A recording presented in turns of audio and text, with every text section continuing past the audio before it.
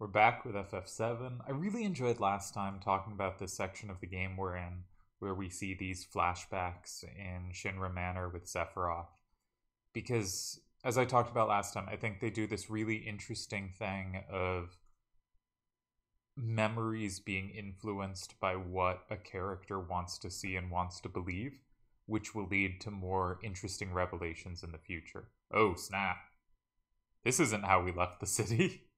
Or not the town of Nibelheim. Oh no. Hey, it's you. You're still sane, right? So just to place ourselves in the story,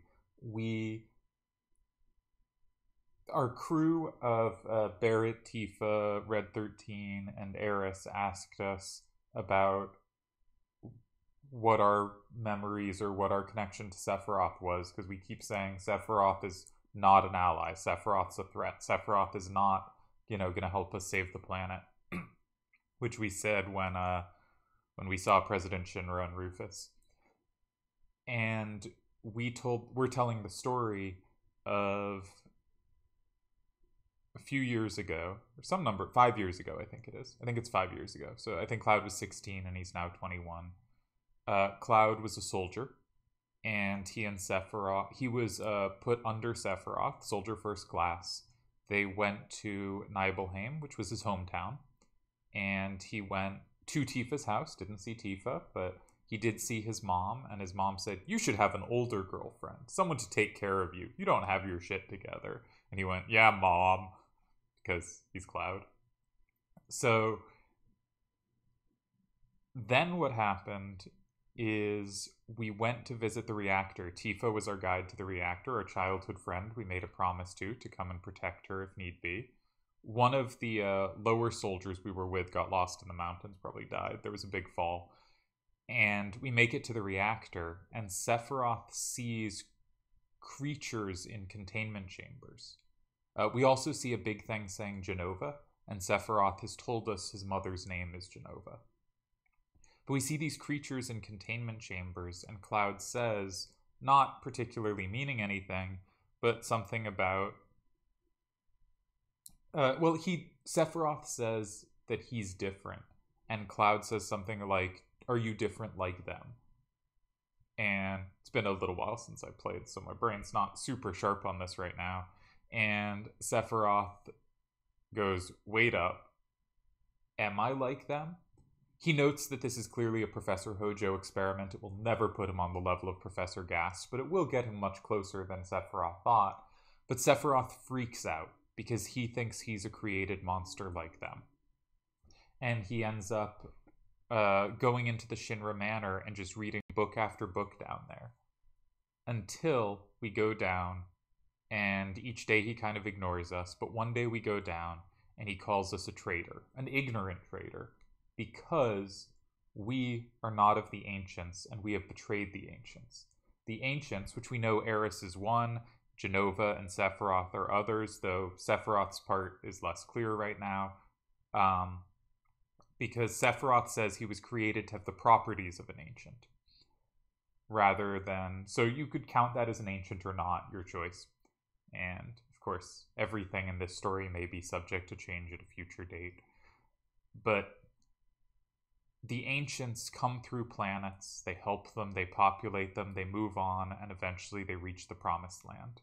But sometimes the people there get jealous, start wars, attack the Ancients, betray them, treason in his words, and we leave him that day, and we come out from sleeping in the manor where we've been sleeping to find the City of Flame.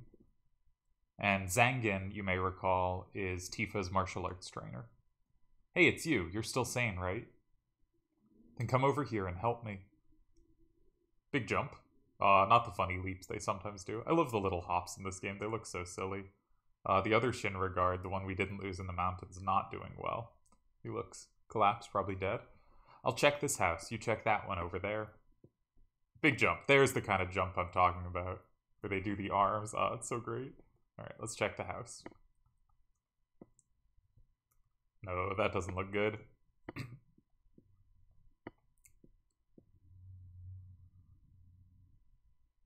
Terrible. Sephiroth, this is too terrible.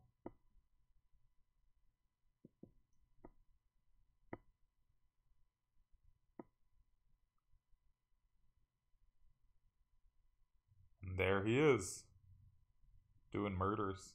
It's not great. This is one of the famed classic cutscenes. 1 million avatars have been born from this cutscene of Sephiroth looking at us all darkly and then walking back through the flames. Really good use of the graphical levels they have at this point in time. Really menacing scene that I don't know that having better graphics, obviously it would look better, but I think you convey exactly as much as you need to with the graphic level they have. Cloud runs to the Nibelheim reactor. And we know Sephiroth is very interested in the reactor because Jenova is an ancient.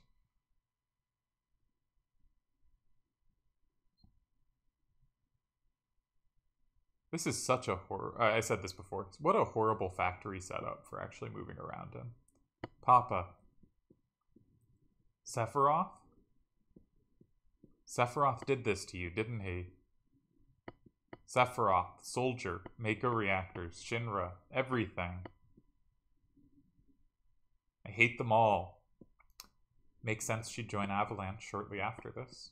Or within the next 5 years. I'm going to count that as shortly, but you might not. Looks like she grabbed Sephiroth's katana, which might have been left there. Yeah, her dad's dead.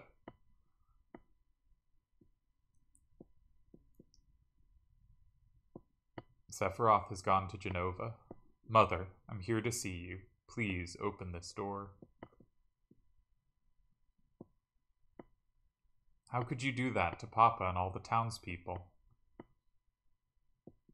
Alright, Tifa vs. Sephiroth, who you got?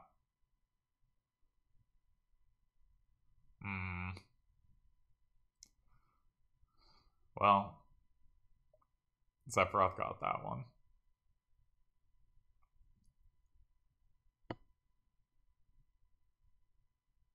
Sephiroth goes to see Jenova. Mother. Mother, always a word when said alone that, has good creepy connotations. You promised. You promised that you'd come when I was in trouble. Cloud did promise that. And his help is to not give her head support. Bad move, but probably difficult with the graphics. And to lay her down slightly out of the way and leaning against something. Noble work, Cloud. Admittedly, probably not much he could do. It's probably about the best he could do.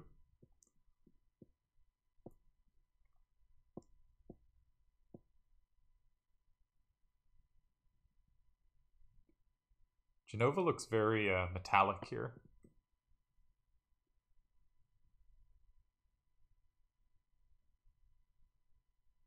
Mother, let's take this planet back together. I've thought of a great idea. Let's go to the Promised Land. That's where the ancients go. Sephiroth. My family, my hometown. How could you do this to them?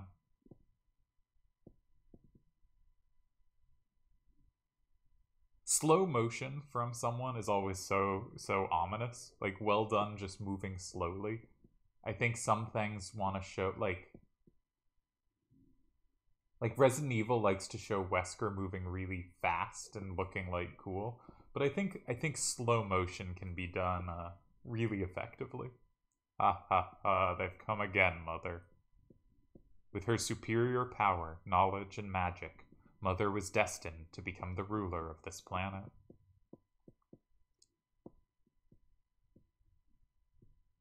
But there's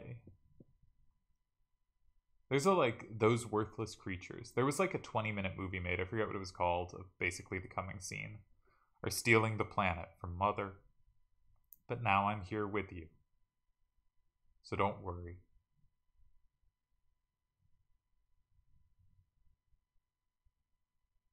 Takes Jenova from where she's being held.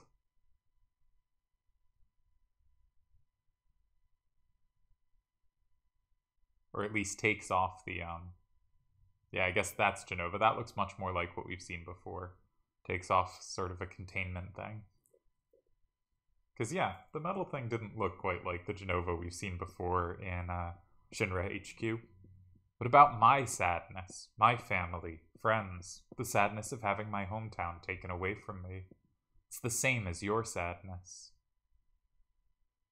Yeah, and we didn't murder everyone for it. Ha ha ha. I'm so bad at doing these fake laughs, I should probably just skip them. Not fake laugh, but like ominous, evil sounding laugh, right? Ha ha. Gwa. It's easier to do like the gwa ha ha's because they're silly sounding. My sadness. What do I have to be sad about? I am the chosen one. I have been chosen to be the leader of this planet. I have orders to take this planet back from you stupid people for the Cetra. What am I supposed to be sad about? Sephiroth, I trusted you. No, you're not the Sephiroth I used to know. Alright, so we had Sephiroth versus Tifa. Now we have Sephiroth versus Cloud.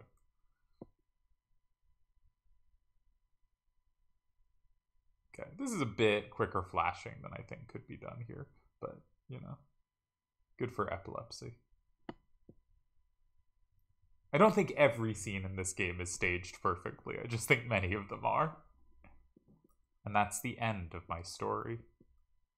Wait a damn minute, ain't there more? Good question, Barret. Barret brings good questions. The others have been like, nah, Barret, don't ask any questions, don't interrupt. But all his questions have been on point.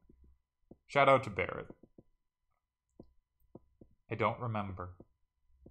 What happened to Sephiroth? In terms of skill, I couldn't have killed him. Official records state Sephiroth is dead. I read it in the newspaper. Shinra Inc. owns the paper, so you can't rely on that information. Yeah, though she didn't claim she could. She was just saying the official record says he's dead. But, I want to know the truth. I want to know what happened then. Because if Cloud can't have killed Sephiroth, but Cloud didn't die, and, like, unlike Tifa, does not have, like, serious wounds he remembers, that's weird, right? We clearly don't have a conclusion to that story that makes much sense.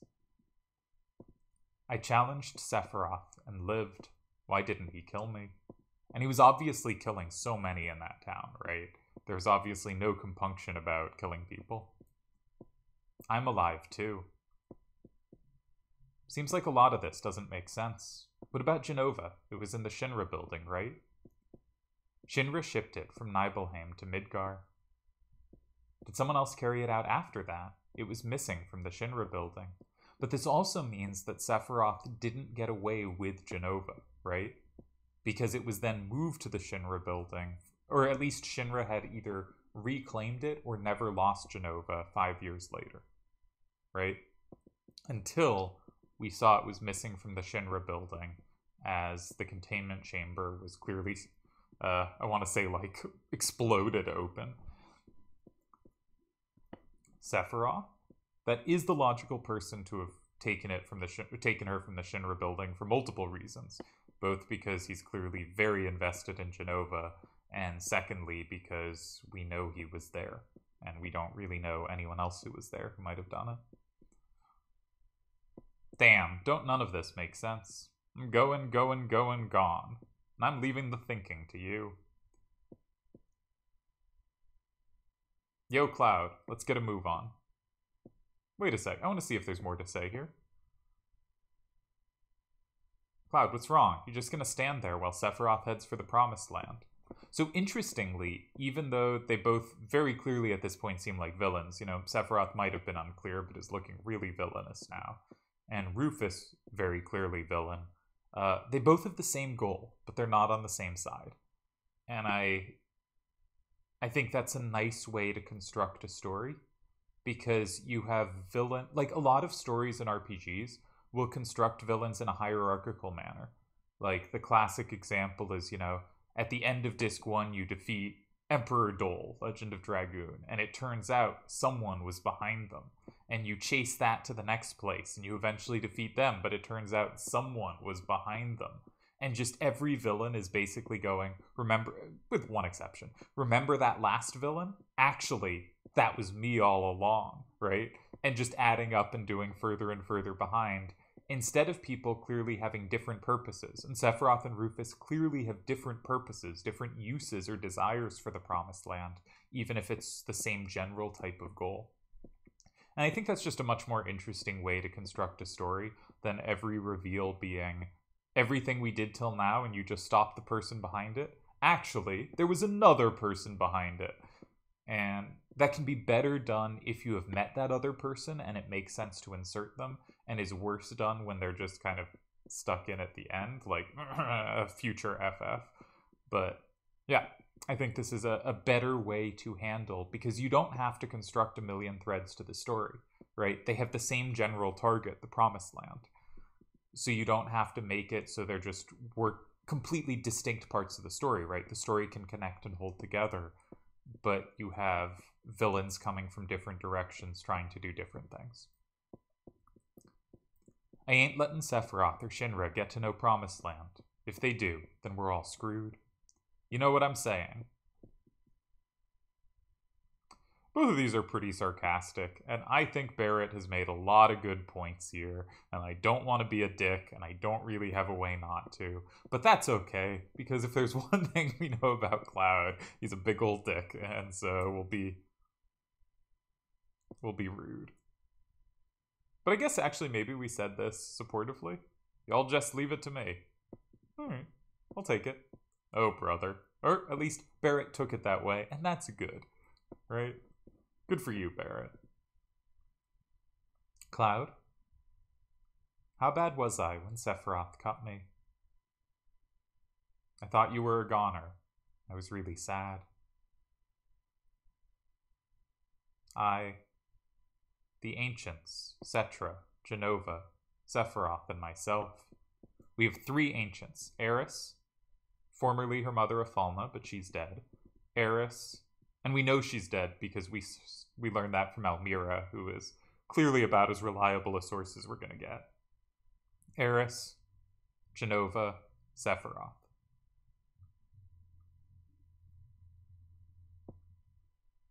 Let's go. Barret's waiting. What a fascinating story. Agreed. I really like the opening of Midgar, but for this is like a big point of where the game's kind of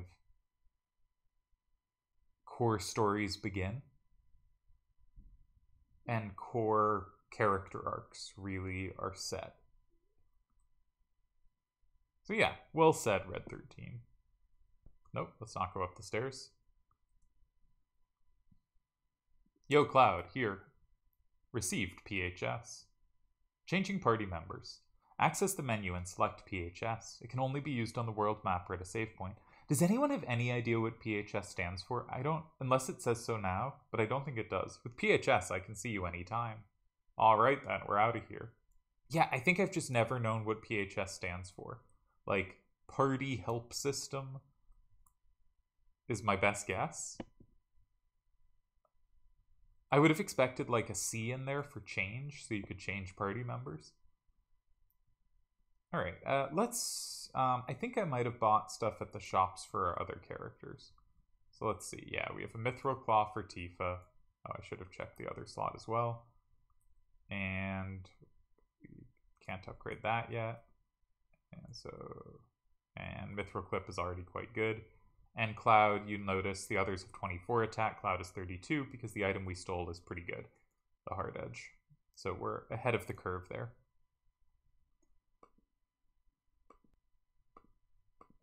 Alrighty, let's head back to the world map.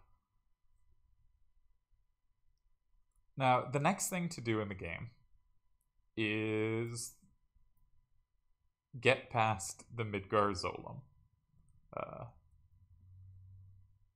So there is a huge snake in a swamp.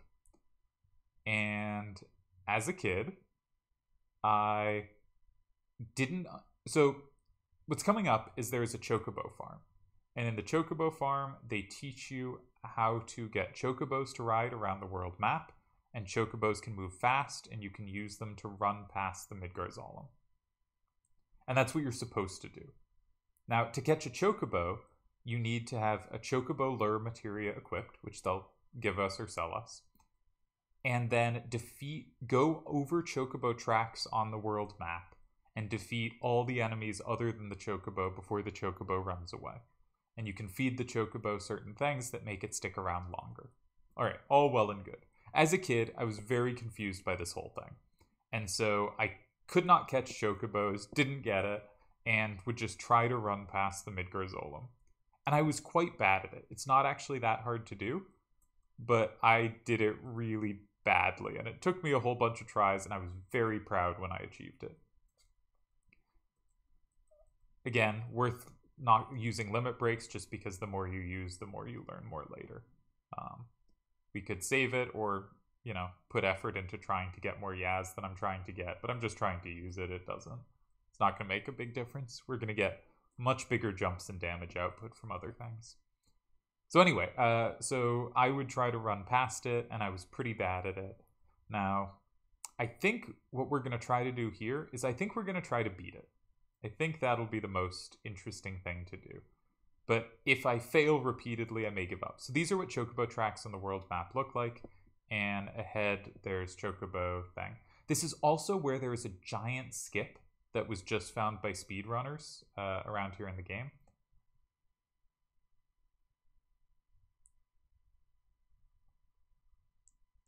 And I don't know the details of it, so I won't try to simulate it here, but there's a huge skip available at this point in the game that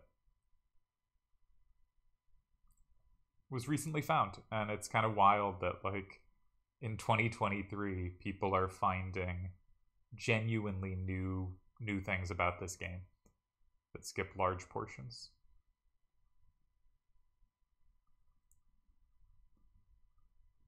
Alright, we'll just be attacking here. I don't think there's anything to steal from out here. None of these enemies, like, pop that thing in my head that says, this is important to steal from.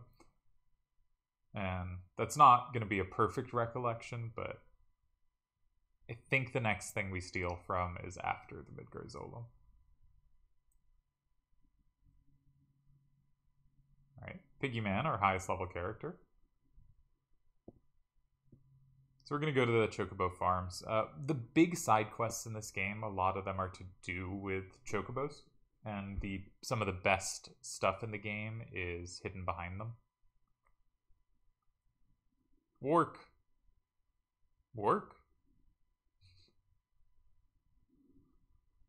And now the chocobos all do a dance. Why, you ask? I don't know. Programmers having fun? Good for them. Could it go on less long? Sure. But, you know. They gotta learn their dance moves. I had a friend who, we used to play Crash Team Racing together, and he did a really good impression of the Crash Team Racing victory dance Crash Bandicoot does. Receive Choco Mog materia. Now this is great. This is our first summon materia because we missed one earlier. And, oh, I probably shouldn't put it on Tifa. Okay, let's put Choco Mog here. Oh, actually, it does not lower too many of our stats. Like, a lot of these lower strength, and this one doesn't. So we'll put it here for now. It is wind type, and wind is the least resisted element in the game. So, actually, let's, one thing you can do is you can exchange materia using this menu between characters, which makes it much easier to move around, which is great. I'm gonna put enemy skill on Cloud, I think. Yeah. Anyway, what were we talking about? Yeah, wind element is the least resisted element in the game. So if we put it with elemental on a weapon in combined slots, we will add wind element to our attacks, and that will give us a substantial boost against most flying enemies that are weak to wind, and there's almost nothing that it will lower our damage against. If you commit to, like, fire, ice, or electric, a lot more things are going to start resisting or absorbing, and you'll get a bonus for some things. We've seen a lot of machines so far, but it's going to drop off for some other things enough that it's kind of annoying. but if you just attach it to wind, that works well, and we will be doing so shortly. Thinking of crossing the marshes? Yeah. It'll probably be safe for you to get a chocobo. That way you can zip through the marshes with the chocobo. It's the only way to avoid being attacked by the midgar zolom. Untrue. You can run past without it. Midgar zolom? It's a serpent-like creature over 30 feet tall. Now, clearly Cloud was the one who was supposed to ask that question. They just gave that line to Chocobill as well. There are lots of typo mistakes. Picks up on footsteps that enter the marshes.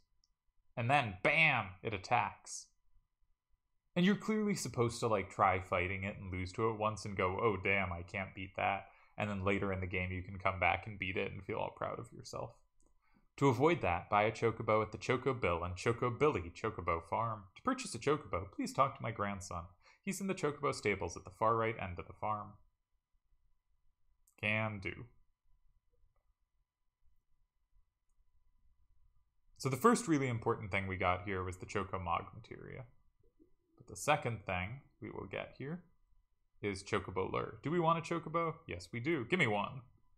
You old folks are out of luck. Yeah, we are really old, 21-year-olds. Jesus. Get in your retirement home already. Old folks? We're all out of chocobos. I'm taking care of those ones out there for someone else. You know, if you really want a chocobo, you should go out and catch one. Want to know how to catch a chocobo? Can we just skip talking this through? I think so. Well then, shall we get down to business? I'll sell you the Chocobo Lure for 2,000 gil right now. You want it? Yeah. Thanks. Wouldn't hurt to buy some greens either. Oh, and how fast a chocobo will finish eating depends on what type of greens you feed them. So we're gonna buy 1 mimic greens that we're saving for later. Because I have a memory of something. Remembrance, not the same word. Okay. So I think we're going to try to just fight the midgar zolom. And if not, I kind of want to try to run past it. Because that's like how I spent my childhood. So you'd run to the farthest point forward that isn't in the swamp. Because it only moves around the swamp. And you can see it bouncing around. And we're going to save here. I think there are ways to cheat this easily by running somewhat in, saving, quitting the game, and coming back in. Because what that does is when you reload a save, I think it always resets to the same point on the map. So if you run around on the other side from where that point is, it will move away. So I'd wait for it to get to like the farthest point somewhere over here, and I'd start running. Something like this. And will it catch me? I think I did it. Alright, that was easy. Now, that's supposed to be a lot harder. As you heard, they did say, not possible without a chocobo. Alright, so we're going to save here, and I think I'm going to give it 1 try. We're going to give 1 try to beating it. I don't remember, like, super optimal setups for this or anything. Obviously, we don't have that many tools. I will say what tools we have that I think are important. So, first, actually, let's heal. We'll use some potions. We never use potions. Just to get fullish health. Okay. Useful things we have. We're a little low on life to do this. So actually, let's give Piggyman enemy skill back. And let's put Fire Elemental on Piggyman. Because... oh, they both have fire. That's cool. Okay. And we'll put Chocobo Lure on Tifa, because she has a spare slot, and we wanted to get experience. Okay, I'm going to save again, just so I don't have to redo any of that if we fail horribly. Things I know. It is weak to poison, and we can have poison do a bunch of the damage to it. We should be mostly playing defensively. Secondly, when it gets low on life, it will use an incredibly powerful move called Beta that is way stronger than anything we have. However, it's an enemy skill and we can learn it, and it is super powerful. Now, it does like 500 damage, maybe more, even if you have Fire Elemental on your armor to resist it. So I want Fire Elemental on the character that has enemy skill, because they're the only one that has a real chance to survive it. And I think it also makes sense to have Restore on that character, so that if they do survive, they can get back up to health. And our goal is going to be poison it and then survive, because poison will eventually finish it off.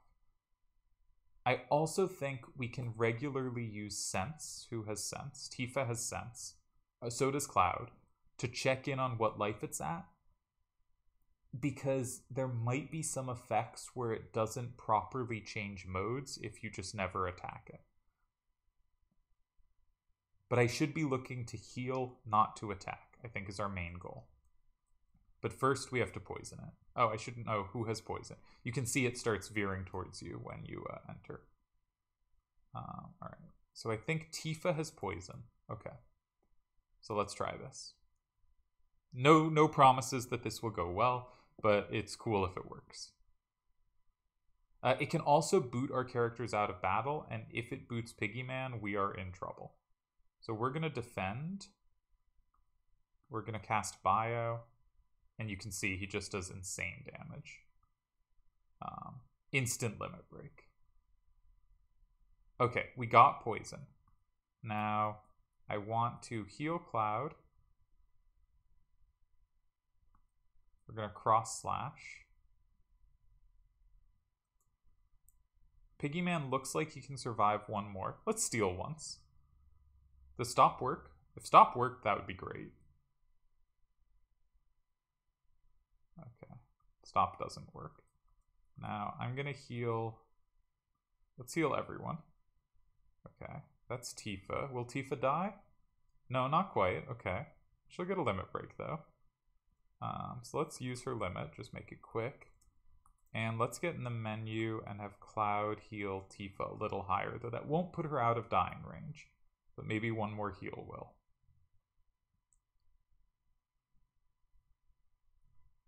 So you can see this is just so much more powerful than anything we've fought. Okay. We'll heal Cloud. And Tifa will throw a potion on herself to get her up to a range where she can survive something. And Cloud can throw out a cross slash, sure. I probably should have used a potion. I'm not sure he's quite at enough to survive another. Did he have over 48 life after that? I'm not sure. Okay, so he has changed modes. Now, I gotta make sure Piggy's alive. Red 13. Okay. Did we survive that? I think we survived that. Somehow we did. So let's get off a cross slash and throw a potion at Cloud. Now, the thing is, if he doesn't hit Nanaki with Beta, but I think Beta is an all-hit move, the move we're trying to learn. So I think we're actually doing great. Let's defend. Too late, but that's so much damage. Okay, we'll throw a potion there. Sense. And we need Nanaki fully healed. They're down to 1890. We're halfway through. But this is a much harder fight than everything else here. Okay. No, that's not what we need. We can heal that and chuck a potion and do a limit, just mashing the button. And we know a potion plus restore is enough to full heal anyone. All right. Not amazing damage, 200 damage. Okay, now it's going to boot Tifa from the fight. That's fine. We just need red. I'm going to keep up red's turn to be ready to heal whoever it attacks. Nope, it booted red. We're done. We can't beat it with just Cloud. Yeah. Ah, shucks. There might be a way to force it to boot certain characters, but I don't remember it. Yeah, we're dead. So I'm going to reset. That almost went really well, and I think you get the idea of the fight, but we need it to leave red in because we want to learn beta, and because red is also our healer, the only one who might be able to survive for a little while on its own. You probably also want to be a little higher level than I currently am, because I'm just barely surviving everything. And you might think like an extra 100 points of cushion does not make a big deal. If I'm barely surviving or surviving with 100, either way I'm getting two-shot by everything. But I think the difference there is you just have a little more room to heal, right? Here, I need to heal and use a potion to get in range where it's not going to kill me the next hit. and if I have a little more life, that's not the case. Anyways, this isn't that important a fight, so I think we're just going to move on rather than try it again, because, well, I like little side challenges, and we will do some optional stuff. I'm not super invested in it, and I mostly just want to show, like, the idea and the concept, and I think that's the core idea of that fight. And if there is a way to manipulate who it boots, which I think there probably is, I think there are strategies of, like, who is the last character to attack it might be the one it boots. So you might want to never attack with red, and maybe that does it. But I ain't fussed. Beta is incredibly powerful, though, and can, like, two-shot bosses that come up soon. Like, just incredibly powerful. So if you do this, you get a big reward. That said, you can see the midgar zolom was incredibly powerful, and someone killed it. Sephiroth, he's strong. He is very strong. Now, worth noting, the midgar zolom is still there, and we could still go back and fight it, and it just regens infinitely, which doesn't quite make sense plot-wise. But did Sephiroth do this? Another nice way of showing his power, right? And showing it again through some gameplay stuff. We saw it in gameplay, and here we see it in a different version of gameplay where we fight the midgar zolom, and it's clearly incredibly powerful, much harder than anything else we've fought. The game actively telling us to avoid fighting it, and then here we see it, you know, basically a tree stabbed through it, right? And now we enter the Mithril Mines. I'm really not a completionist kind of person, you might have noticed. I think that's one of my better traits. It means if I'm not enjoying something, and it hasn't always been as much the case as it is now, but it means if I'm not enjoying something, I am able to just move off it and go do something that makes me happier. And I think that is something I'm really pleased about myself. So we get an ether and a tent. Nothing too exciting. Can we go over? That vine might be climbable. We're going to try to climb that vine after this fight. All right, what enemies do we got? Weird little things. Well, that's a bunch of enemies on screen. So let's try Matra Magic, because, and maybe compare it to Bolt. Because I said Matra Magic was like a cheaper option. And so enemy skill, I think this costs 8 MP, hits all enemies, and does 200 almost to each of them. And if we compare that to Bolt against 1, remember Bolt against does 116. Now Bolt, when it does all, will do 2/3 of the normal damage to each. So 116 times 2/3 is, 70 something. So Matra Magic, if we compare the cost of the spell, this is 4 MP. And Matra Magic is 8 MP and doing 2.5 times the damage with all attached on its own.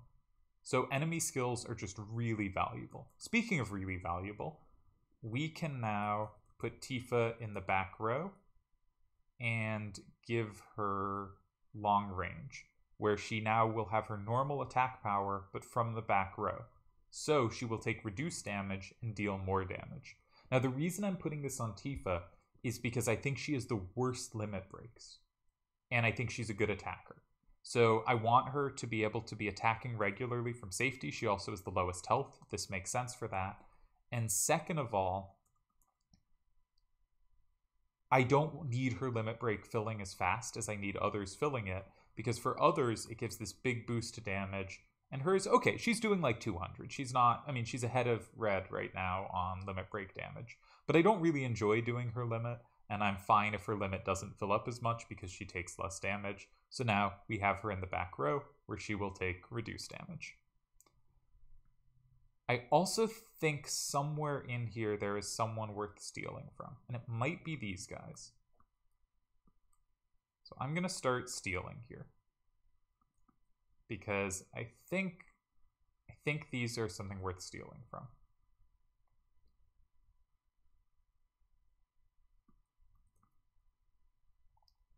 So we're going to attack this one. Maybe once or twice, but we're going to really try to steal from these.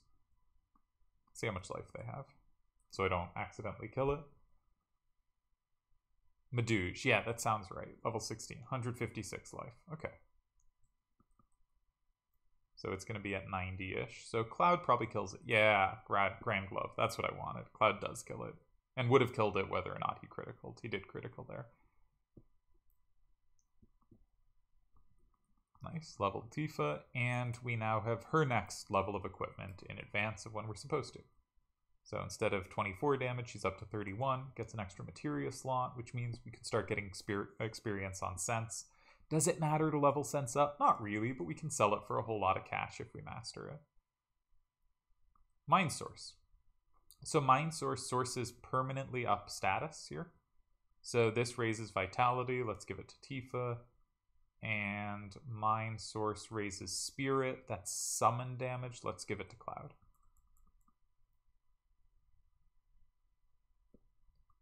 There's also tricks to duplicate them at the end of a game, but who cares? We're not going to do, like, min-maxing optimization. Okay, these again. We no longer need to do anything, but we're just going to throw out some Matra Magics, because this is just insane damage for how much it costs us. Should probably heal at some point. Yeah, 190 damage to all enemies for 8 MP. Incredible, right? Just very powerful. And Beta is significantly stronger, though more expensive. So we did miss our shot at getting Beta, but that's okay. Matra Magic is already pretty good for clearing just randos. Just a second. Oh no, it's the Turks. I hoped I'd never see you again. Do you know who I am? From the Turks, right? Well, if you know, then this won't take long. It's difficult to explain what the Turks do. Kidnapping, right? To put it negatively, you could say that. Yeah, always putting kidnapping in a negative light. But that's not all there is to it anymore.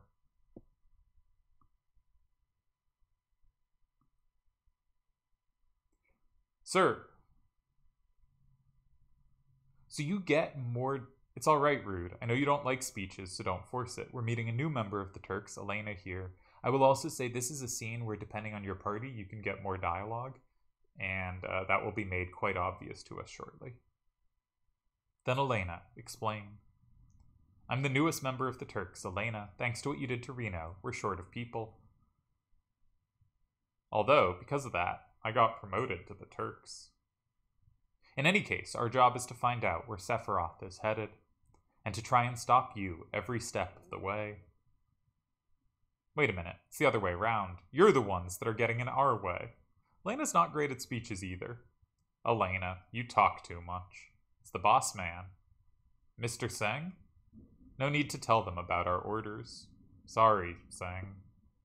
Thought I gave you other orders. Now go. Don't forget to file your report. Oh, right. Very well, Rude and I will go after Sephiroth, who's heading for Junin Harbor. Elena, you don't seem to understand. Oh. I'm sorry. Go. Don't let Sephiroth get away.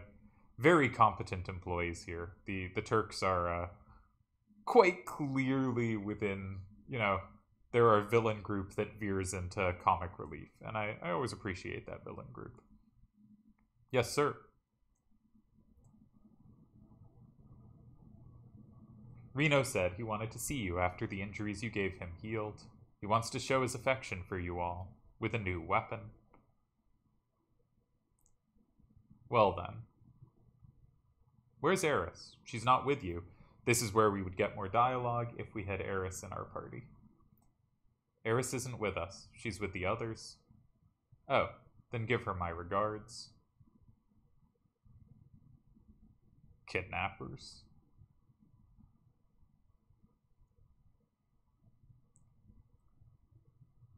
So just going to remember to go up here and grab the items here. And then we can leave by the same place Wei Seng did after climbing up the vines. And then I think I'll call it. I like now that we're out in the world. Right, let's cast Bolt, just because there's a bunch of enemies here. And let's do a little healing. Not that now that we're not fighting the midgar zolom, anything's going to hit for 300 damage, and it was hitting for like 450. And we didn't even see beta. Maybe we should go back and fight it. Nah, just move on with our lives, it's fine.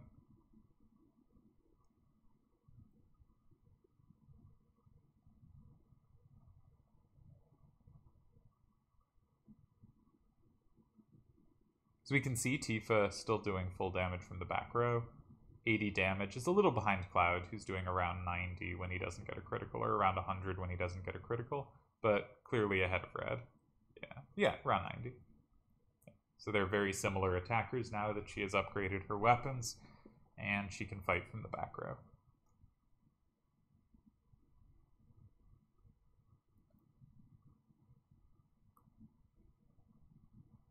Great climbing animation, as always. And let's call it here. We're out in the world, which is nice. You know, I like when a little freedom opens up in the game. I really like linear games. I think in general, they are much more able to tell a good story. Non-linear games tend to be very focused on lots of like little stories, so there are side quests and making sure there's a lot of stuff to do without actually advancing the main story.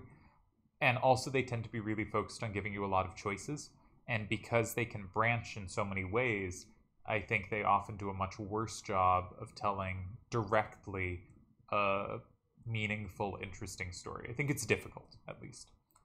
And so I tend to appreciate linear games, but I like to get to explore the world a bit, and this is a nice, more linear than not, but still, once we complete Midgar, the world opens up a bit. And also the pacing of that is nice, right? It's nice when there are some sections where you're just getting hit with story and events, and then some sections where, and you have to go down a corridor, and some sections where you can go whichever way you like for a bit. I think you want to pace a game such that you have some of both. And I think we'll call it there.